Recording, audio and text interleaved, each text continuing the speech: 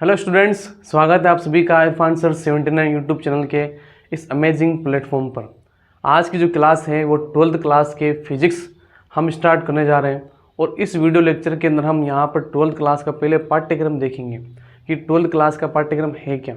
अब 12th class के पाठ्यक्रम के अंदर हम यहाँ पर जो आपकी 12th क्लास की जो फिजिक्स है उसका जो पार्ट 1 है उसके जो चैप्टर्स हैं उसका एनालिसिस और उसको समझने वाले हैं कि बेटा जो हमारा 12th क्लास फिजिक्स का फर्स्ट पार्ट है उसके अंदर चैप्टर है वो इसी क्रम के अंदर क्यों है वो समझने वाले हैं। तो अब अगर जो बच्चे 11th क्लास के अंदर है ना मात खा गए, 11th क्लास अच्छे से पढ़े नहीं है, आपको लग रहा है कि 11th क्लास में अच्छे से पढ़ी नहीं है ना, तो उसकी कोई टेंशन मत लो। आप पहले ये एक बार पाठ्यक्रम देखो और फिर आप डिसीजन करोगे कि हमें किस प्रकार से इसको समझना है ना। क्योंकि 11th क्लास आपने नहीं पढ़ी है, वहाँ पर अगर जूते खाए, वहाँ परेशानी हुई है, तभी तो आप यहाँ पर आए हो कि नहीं अब 12th क्लास के अंदर हमें अच्छा करना है, अच्छे परसेंटेज बढ़ाने। इस चीज़ पे फोकस करते हुए हमें यहाँ पर क्या करना है, आज 12th क्लास की जो वीडियो क्लासेज है वो आपके लिए ही शुरू की जा रही हैं। तो सबसे पहले आज जो वीडियो रहेगी, पहले इंट्रोडक्शन वीडियो यानी कि चैप्टर नंबर जो 1 है वो हमें यहाँ पर चैप्टर नंबर 1 का जो हमारा सिलेबस है उसको हमें क्या करना है, समझना है। तो सबसे पहले देखो हम स्टार्ट करते हैं 10th क्लास से। ये कहानी आप सभी की स्टार्ट होती है 10th क्लास से। आप सभी ने 10th क्लास के अंदर यहाँ पर जो विज्ञान पढ़ी थी, विज्ञान, और विज्ञान के अंदर बेटा आप सभी ने यहाँ पर जो भौतिक विज्ञान के जो पार्ट पढ़े थे, उस भौतिक विज्ञान के अंदर आपके मोस्ट ऑफ जो 3 चैप्टर थे उनमें से जो मैं आपको बता दूं, जो फिजिक्स के जो 3 चैप्टर थे मोस्ट ऑफ वो थे आपकी यहाँ पर, एक तो था यहाँ पर प्रकाश यानी कि लाइट, ठीक है, और लाइट के अंदर भी आपने यहाँ पर क्या पढ़ा था, प्रकाश का परावर्तन और अपवर्तन, ये चीज़ आपने पढ़ी थी, परावर्तन और अपवर्तन। पढ़ी कि नहीं पढ़ी? ये सभी बच्चों ने इस चीज़ को पढ़ा था। इसी के साथ में यहाँ पर जो सेकंड चैप्टर आपने पढ़ा था वो यहाँ पर इसके अंदर जो विद्युत धारा जो थी वो वाला चैप्टर आपने पढ़ा, विद्युत धारा, विद्युत धारा यानी इलेक्ट्रिक करंट, ठीक है, इलेक्ट्रिक करंट के बारे में आपने पढ़ा था। और थर्ड जो चैप्टर था वो था विद्युत धारा का चुंबकीय प्रभाव। ये 3 चैप्टर मोस्ट ऑफ जो आपके यहाँ पर 10th क्लास के अंदर विद्युत धारा का चुंबकीय प्रभाव ये था। तो विद्युत धारा के चुंबकीय प्रभाव है ना, तो इलेक्ट्रोमैग्नेटिक इफेक्ट, ये इसके अंदर चैप्टर था आपके पास। जो 3 चैप्टर आपके भौतिक विज्ञान के थे, अब इन्हीं चैप्टर को आपके क्लास 12 के अंदर अपग्रेड किया गया है। क्या किया गया है, इनको थोड़ा बढ़ा करके, इनका लेवल अप करके आपको इसके अंदर 12th क्लास की फिजिक्स के अंदर इसको एडजस्ट किया गया है। अब देखो यहाँ पर ये दो चैप्टर हैं, एक तो आपकी यहाँ पर ये प्रकाश वाला, ये विद्युत धारा वाला, एक तो ये, और एक विद्युत धारा का चुंबकीय प्रभाव। ये आपको यहाँ पर जो दोनों चैप्टर हैं वो आपकी जो बुक है उसके पार्ट नंबर 1 के अंदर मिलेंगे। किसके अंदर मिलेंगे? पार्ट नंबर 1 के अंदर, है ना। अब ये तो सिर्फ 2 ही चैप्टर हैं, लेकिन आपके जो फर्स्ट पार्ट है उसके अंदर टोटल कितने चैप्टर हैं? उसके अंदर टोटल आपको जो चैप्टर है बेटा वो है 8 चैप्टर, समझ रहे हो। वो टोटल आपके फर्स्ट पार्ट के अंदर 8 चैप्टर्स हैं। तो अब 8 चैप्टर को हम पहले एक बार पाठ्यक्रम समझ लेते हैं। ये वीडियो में इसलिए बना रहा हूँ ताकि आपको पहले शुरू से जो फर्स्ट स्टेप है वो समझ में आए कि हाँ हमें यहाँ पर जो हमारे जो बुक के जो चैप्टर्स हैं फर्स्ट पार्ट के चैप्टर वो इसी क्रम में क्यों हैं। जो पहला चैप्टर है विद्युत आवेश तथा क्षेत्र वो पहले नंबर पर क्यों है। दूसरा चैप्टर विद्युत जो हमारे पास स्थिर विद्युत विभव और धारिता है वो अपने यहाँ पर सेकंड नंबर पर ही क्यों है, वो मैं आज आपके सभी के क्लियर करा दूंगा, है ना। बस वीडियो में लास्ट तक बने रहिएगा, आपको लास्ट तक सारी बात एक बार में समझ में आ जाएगी कि हाँ सर ये जो चैप्टर्स हैं वो इसी क्रम के अंदर क्यों हैं। समझ गए बेटा? तो देखो वापस बोर्ड के ऊपर समझते हैं। तो यहाँ पर अब मैं इसको मिटा रहा हूँ ये चीज़ें। हम यहाँ पर सबसे पहले लेते हैं विद्युत धारा को। विद्युत धारा जो है वो हमारे पास में क्या है उसको हम लेते हैं और इसी से हम यहाँ पर अपने पहले चैप्टर दूसरे चैप्टर की तरफ चलने की कोशिश करेंगे, है ना। तो ये चीज़ समझ ली।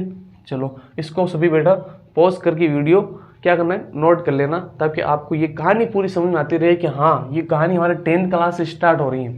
तो चलो, तो यहाँ पर हमारे पास में ये चीज़ क्लियर होती है। इसको मैं मिटा रहा हूँ।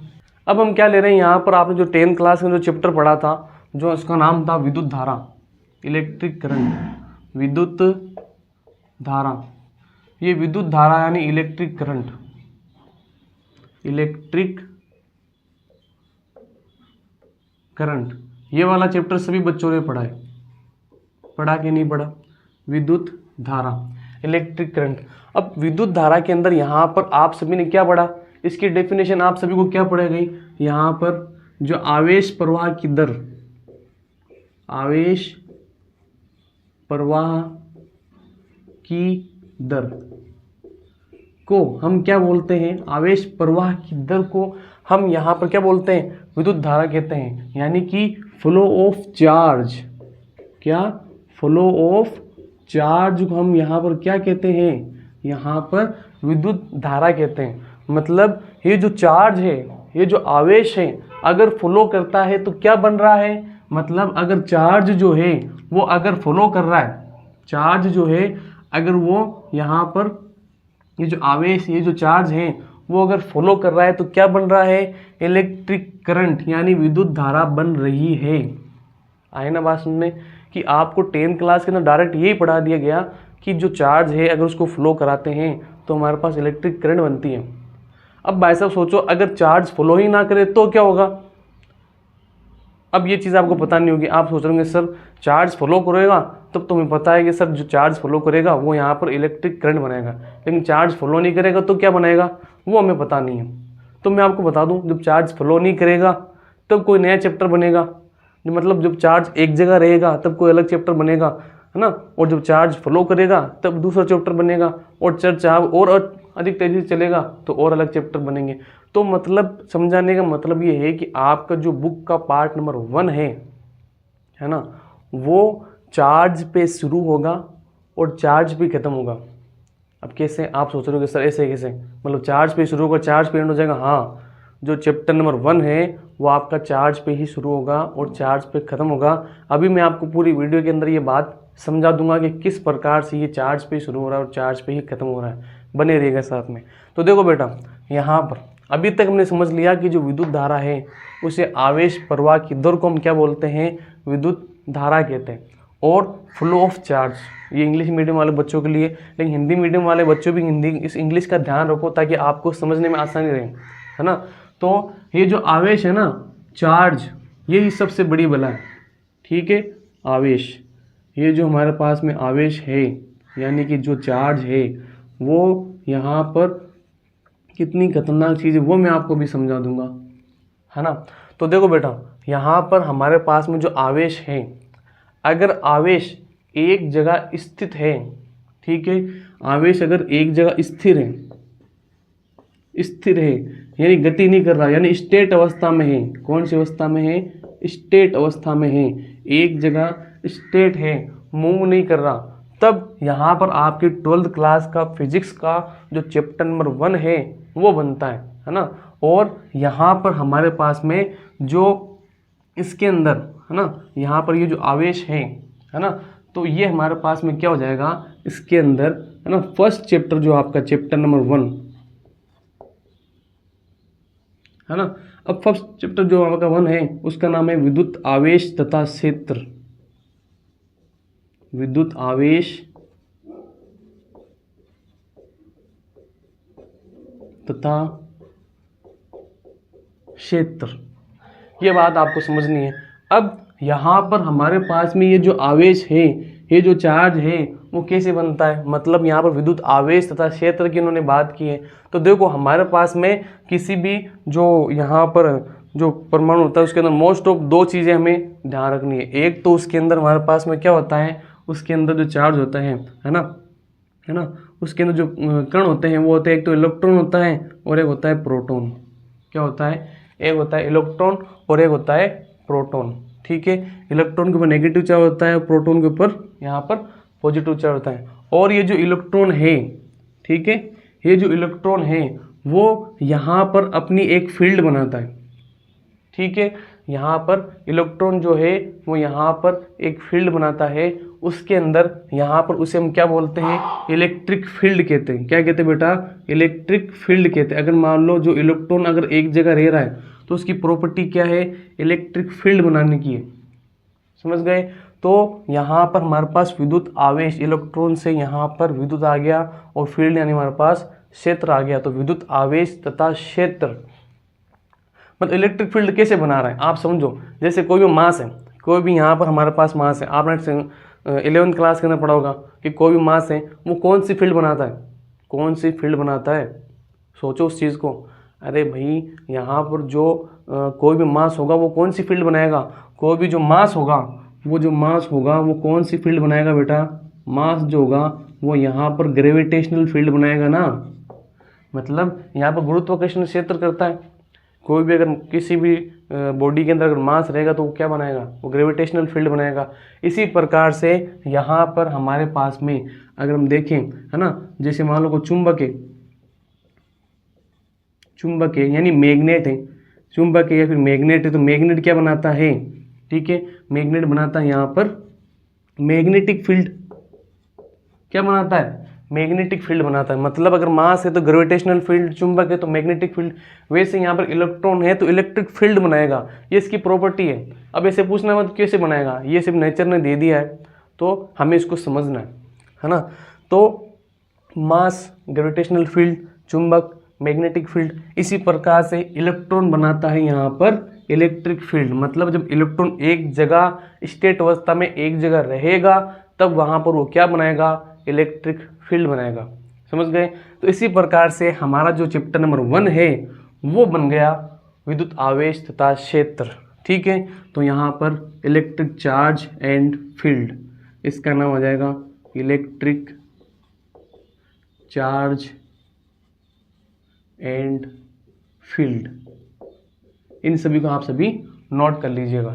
अब इसी प्रकार से अपना जो चैप्टर नंबर 2 है ना, वहां पर भी चार्ज कहीं पर भी नहीं जाएगा। चार्ज जो होगा वो अपनी जगह पर स्टेट अवस्था में रहेगा। ठीक है, चार्ज कहाँ रहेगा, स्टेट अवस्था में रहेगा। लेकिन जो चार्ज है उसको अगर मान लो हम यहाँ पर क्या कर लें, अगर स्टोर कर लें, चार्ज को हम कहीं पर स्टोर कर लें और यहाँ कहीं पर अगर चार्ज बहुत ज़्यादा मात्रा में हो जाए और कहीं बहुत ज़्यादा कम है, तो फिर उससे रिलेटेड हम जो कंसेप्ट वगैरह पढ़ते हैं वो चैप्टर नंबर 2 में पढ़ते हैं। ठीक है, तो यहाँ पर हमारे पास में जो चैप्टर नंबर 2 है उसका नाम है स्थिर वैद्युत विभव। स्थिर वैद्युत विभव तथा धारिता।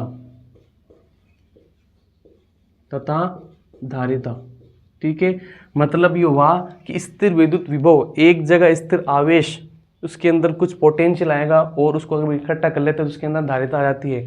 तो यहाँ पर इलेक्ट्रोस्टैटिक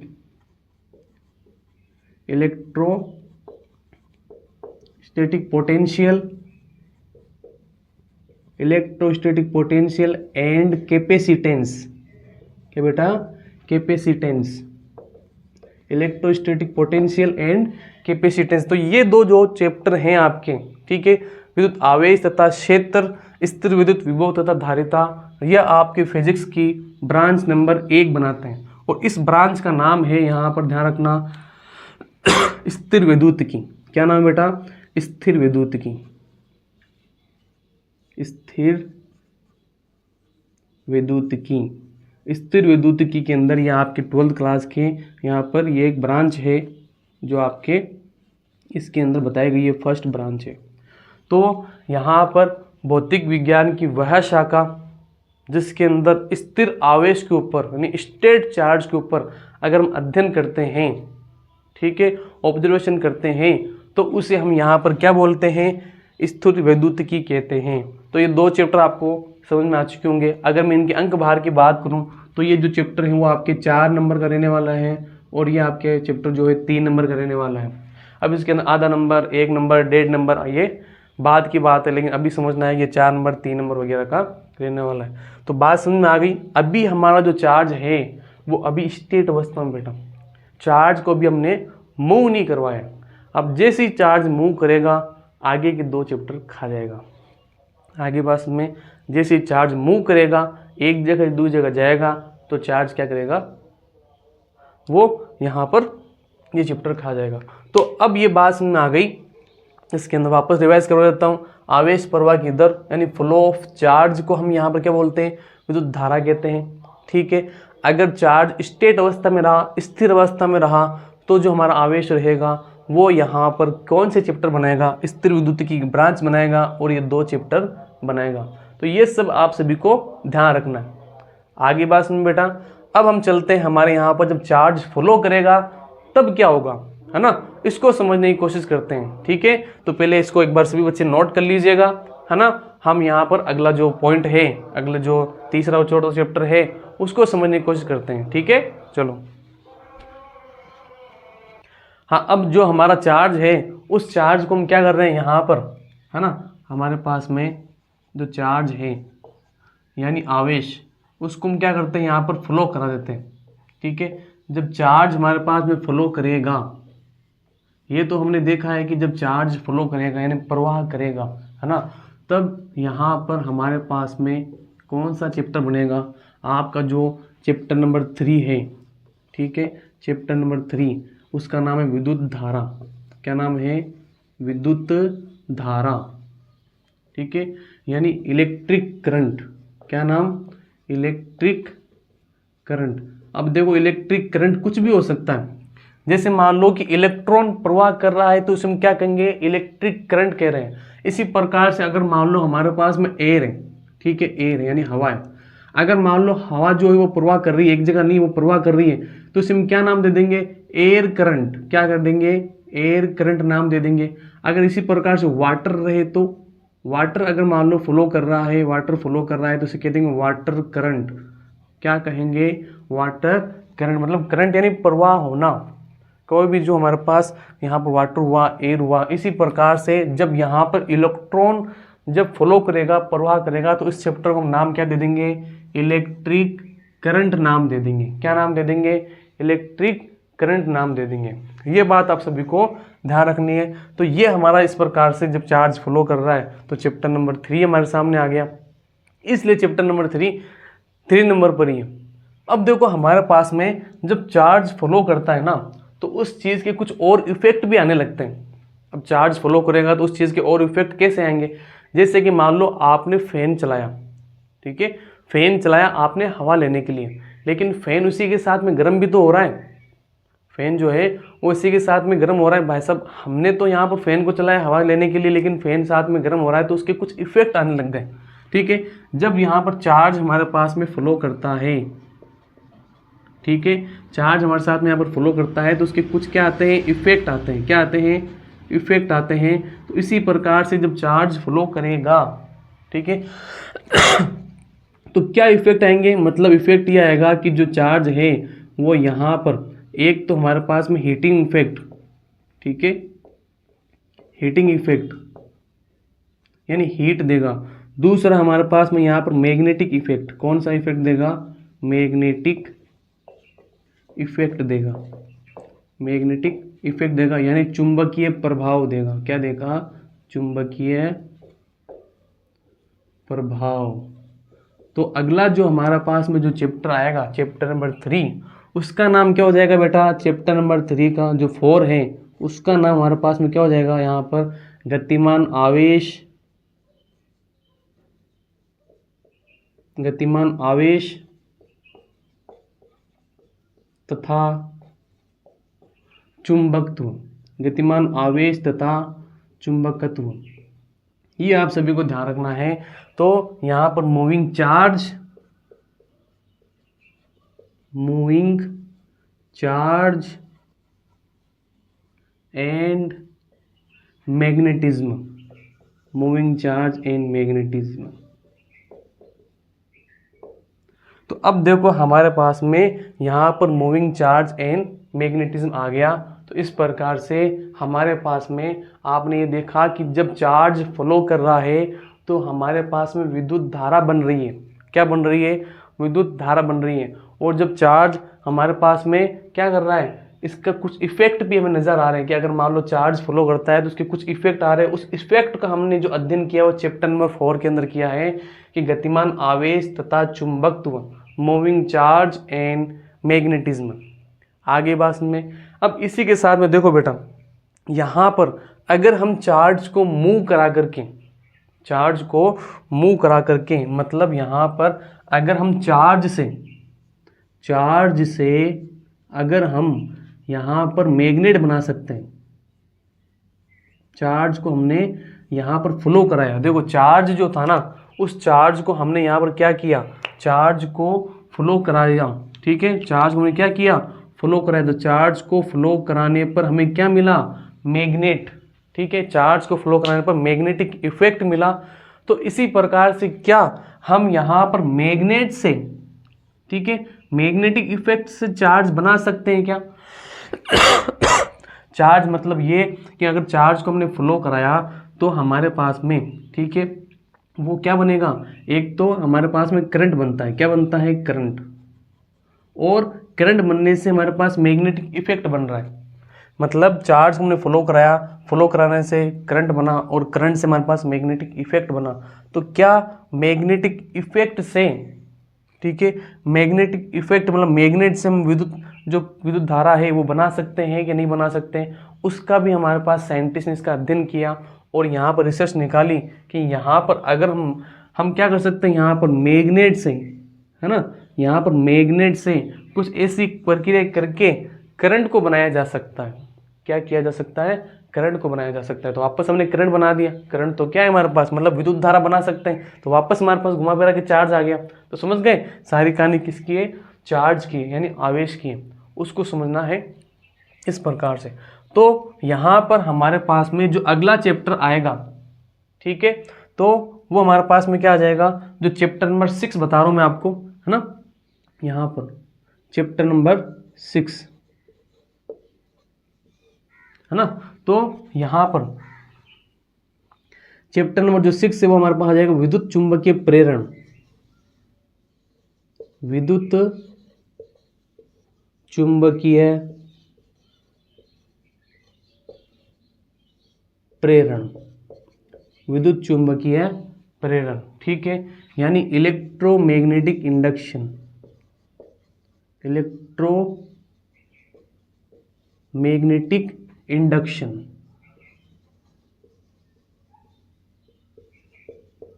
इलेक्ट्रोमैग्नेटिक इंडक्शन। तो ये हमारा चैप्टर नंबर जो 6 है वो इस प्रकार से आ जाएगा। लेकिन जो चैप्टर नंबर 5 है ना, उसको 5 नंबर पे क्यों रखा गया, चैप्टर नंबर जो 5 है उसको देखो, उसका जो नाम है बेटा, चैप्टर नंबर 5 का नाम है हमारे पास में यहाँ पर, यह आप सभी को ध्यान रखना है, जो चैप्टर नंबर 5 है उसका नाम है हमारे पास, ठीक है, चुंबकत्व एवं द्रव्य, चुंबकत्व एवं द्रव्य, चुंबकत्व एवं द्रव्य, मतलब यहाँ पर हम जो चुंबक है और अन्य जो पदार्थ हैं उनका हम यहाँ पर अध्ययन करने वाले हैं। तो चुंबक भी क्या है, एक पदार्थ, एक प्रकार क्या है, पदार्थ है, मतलब जो पत्थर होते हैं ना उसी टाइप के, सब पत्थर के अपने अपने अलग अलग वैल्यूज़ हैं। जैसे मान लो बहुत से रूबी वाले पत्थर हैं वो हम गले में पहनते हैं वगैरह वगैरह, उनकी अपनी अलग अलग प्रॉपर्टी है। इसी प्रकार से चुंबक भी अपने आप में क्या है, एक पत्थर है, लेकिन इसकी अपनी एक प्रॉपर्टी है। तो इस प्रॉपर्टी के अंदर हम यहाँ पर क्या समझते हैं कि जो इसके अंदर इलेक्ट्रॉन है, चुंबक के अंदर अंदर की साइड में जो इलेक्ट्रॉन है उसकी स्थिति को समझते हैं कि ये यहाँ पर जो चुंबक है वो किस कारण है। समझ गए, जब हम यहाँ इसको इलेक्ट्रिक फील्ड के अंदर रखते हैं तो इसके अंदर जो अंदर के जो इलेक्ट्रॉन है किस वे के अंदर अरेंज होते हैं, है ना, उसको हमने यहाँ पर समझने की कोशिश की चैप्टर नंबर 5 के अंदर। ठीक है, ये हमारा चैप्टर नंबर 5 इसको समझाने की कोशिश करता है। और जब चैप्टर नंबर 5 हम समझते हैं तो हमें यहाँ पर जो चैप्टर नंबर 6 है वो और अच्छे से समझने में यहाँ पर आसानी मिलती है, और अच्छे से समझने में आता है। तो इस प्रकार से देखो, अभी तक हम यहाँ पर चार्ज को कहाँ तक पहुँचा दिए, चार्ज को हमने यहाँ पर चैप्टर नंबर 6 तक पहुँचा दिया कि चैप्टर नंबर 6 से हम क्या कर रहे हैं, यहाँ पर मैग्नेटिक इफेक्ट से, ठीक है, मैग्नेटिक, ठीक है, मैग्नेटिक इफेक्ट जो है उससे हम यहाँ पर क्या बना रहे हैं, करंट बना रहे हैं। ये ध्यान रखना, मैग्नेटिक इफेक्ट से करंट बन रहा है। हाँ, यहाँ पर अब मैग्नेटिक इफेक्ट से हम करंट बना रहे हैं। पहले हमने करंट से यहाँ पर मैग्नेटिक इफेक्ट बनाया, अब हम मैग्नेटिक इफेक्ट से क्या बना रहे हैं, करंट बना रहे हैं। वो कौन से चैप्टर में, वो चैप्टर नंबर 6 में। तो इस प्रकार से हम करके यहाँ पर चैप्टर नंबर 6 तक पहुँच गए हैं। तो ये भी हमारे पास में कितने नंबर का चैप्टर है, ये 4 नंबर का चैप्टर है बेटा आपके, ठीक है। और आपके ये भी 4 नंबर का चैप्टर है, ये 3 नंबर का चैप्टर है, ये 4 नंबर का चैप्टर है ना। अब इसके बाद में जो अगला चैप्टर आएगा वो हमारा चैप्टर नंबर 7 रहने वाला है। चैप्टर नंबर 7 को देख लेते हैं, लेकिन पहले इसको समझ लिया कि जब चार्ज फ्लो करेगा तो यहाँ पर हमारे पास में इलेक्ट्रिक करंट बनाता है, इलेक्ट्रिक करंट से इलेक्ट्रिक करंट वाला चैप्टर बन गया, ठीक है।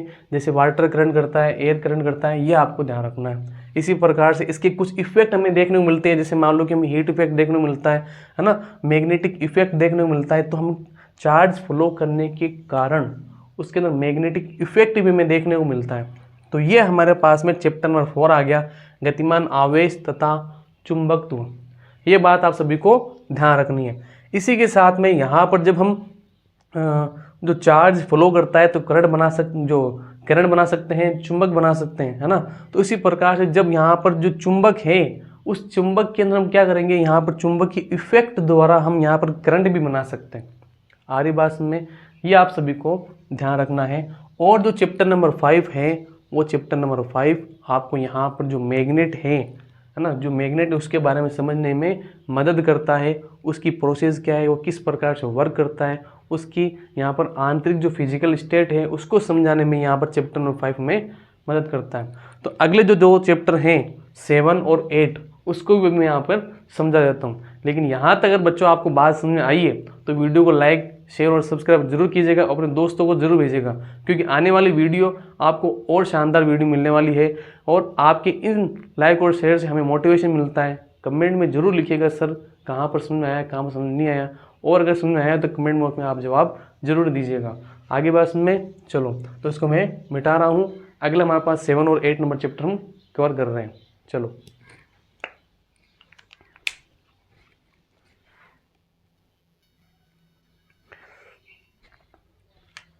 हाँ तो बेटा अब हमारे पास जो चैप्टर नंबर 7 है ना, चैप्टर नंबर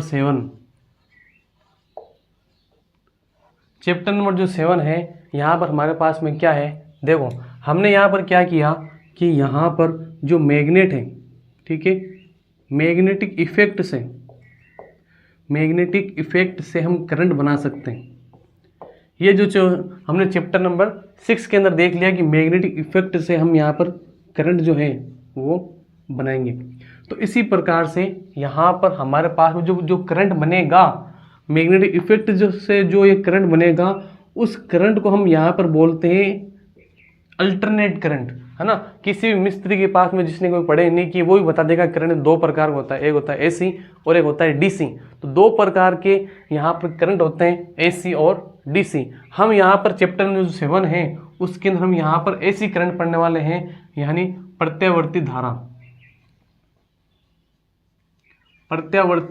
धारा पढ़ने वाले इसके अंदर, यानी अल्टरनेट करंट इसके अंदर पढ़ने वाले हैं। तो करंट भी 2 प्रकार के होते हैं। उस अल्टरनेट करंट का जो अध्ययन है वो हम यहाँ पर क्या करेंगे, चैप्टर नंबर 7 में करेंगे कि किस प्रकार से यहाँ अल्टरनेट करंट है और इसके अंदर जो चार्ज चलने की वजह से यहाँ पर ये क्या बन रहा है, करंट ही बन रहा है। पढ़ रहे हम करंट ही हैं, लेकिन ये कौन सा करंट है, ये प्रत्यावर्ती धारा वाला अल्टरनेट करंट है जो आपको चैप्टर में सीखने को मिलेगा। तो इस प्रकार से हमारे चार्ज ने यहाँ पर चैप्टर नंबर 7 भी क्लियर कर दिया, है ना। तो आप सभी को ध्यान रखना है कि यहाँ पर ये जो चैप्टर है अभी तक आपको समझ में आ चुके होंगे कि हाँ सर ये चैप्टर इसी क्रम के अंदर क्यों है ना। तो अभी तक हमारा चार्ज क्या कर रहा है, फ्लो ही कर रहा है। क्या कर रहा है, फ्लो कर रहा है। मतलब चार्ज यहाँ पर जब स्टेट में था तो कौन से चैप्टर बने, और जब चार्ज फ्लो कर रहा है तो कौन से चैप्टर बने। अब हमारे पास में यहाँ पर जब चार्ज जो है वो यहाँ पर क्या कर रहा है, एक्सेलरेटेड कर रहा है। एक्सेलरेटेड का मतलब ये हुआ कि अगर चार्ज को हम यहाँ पर कांस्टेंट स्पीड से ना ले जा करके एक यहाँ पर वेरिएबल स्पीड से यानी एक्सेलरेशन से अगर आगे बढ़ाते हैं तो वो अपने साथ में यहाँ पर क्या क्या बनाता है, अपने यहाँ पे विद्युत क्षेत्र भी बनाएगा, ठीक है, चुंबकीय क्षेत्र भी बनाएगा, विद्युत धारा भी बनाएगा, और साथ ही साथ इलेक्ट्रोमैग्नेटिक वेव्स भी बनाएगा।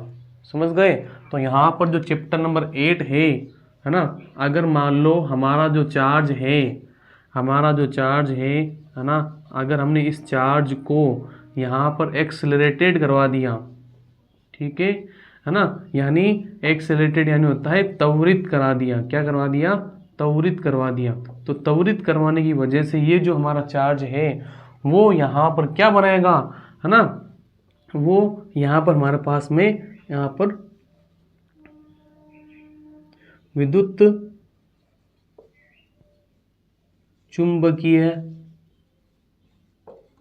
किरणें बनाएगा,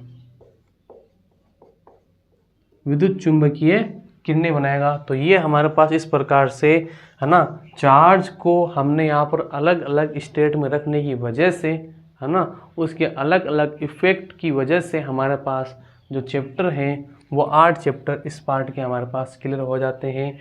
सेकंड जो बुक है वो इससे यहाँ पर बिल्कुल अलग है, ये बात आप सभी को ध्यान रखनी है आपकी, है ना। उसके अंदर जो आपने प्रकाश वाला जो चैप्टर पढ़ा है वो आपको उसके अंदर देखने को मिलेगा और उससे बढ़कर ही देखने को मिलेगा। और भी नए टॉपिक्स हैं जो आपको मॉडर्न फिजिक्स के इसके अंदर देखने को मिलेंगे। तो हमारे पास जो अगला चैप्टर है वो है EMF, इलेक्ट्रोमैग्नेटिक वेव, यानी विद्युत चुंबकीय तरंगे। तो विद्युत, ठीक है, चुंबकीय, विद्युत चुंबकीय तरंगे या फिर किरणें, है ना, इलेक्ट्रोमैग्नेटिक वेव, EMF। तो यहाँ पर हमने यहाँ पर क्या समझा कि जो चैप्टर नंबर 8 है और हमने सिलेबस को भी समझ लिया कि हमारे यहाँ पर किस प्रकार से जो यहाँ पर 8 के 8 चैप्टर हैं वो हमारे पास बने हुए हैं। तो बच्चों ये मेरी फर्स्ट वीडियो थी, इंट्रोडक्शन वीडियो थी, पाठ्यक्रम को हमें समझाने की थी। अगली जो वीडियो रहेगी वो चैप्टर नंबर 1 के ऊपर रहेगी। तो अभी से जो चैनल है उसको सब्सक्राइब कर लीजिएगा, आने वाली वीडियो आपको जल्द ही मिलेगी, है ना। आपका जो मोटिवेशन है वो कितना रहता है, आपकी रुचि कितनी रहती है, उसके अकॉर्डिंग हम जरूर इस वीडियो को हम यहाँ पर और अच्छे से अच्छे बनाने की कोशिश करेंगे। तो मिलते हैं नेक्स्ट वीडियो के अंदर, अभी तक बाय। अब आपको ध्यान रखना है ये जो पॉइंट मैंने लिखाए हैं वीडियो को वापस रिवाइज करके अच्छे से देख लेना और इन सभी को लिख लेना। चलो मिलते हैं नेक्स्ट क्लास में।